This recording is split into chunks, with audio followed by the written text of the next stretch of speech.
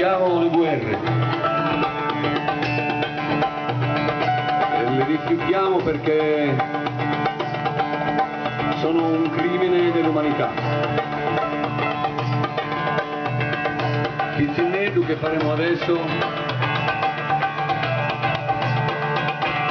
è un brano dedicato a tutti i bambini del mondo, particolarmente a quei bambini che vivono nelle zone depresse culturalmente ed economicamente e hanno negati i diritti più elementari. Quotidianamente gli vengono negati i più semplici ed elementari diritti umani. Anche questa è una gravissima ingiustizia che speriamo venga cancellata dalla nostra terra, popolata speriamo in futuro da uomini veri e non da criminali. Pizzinetti.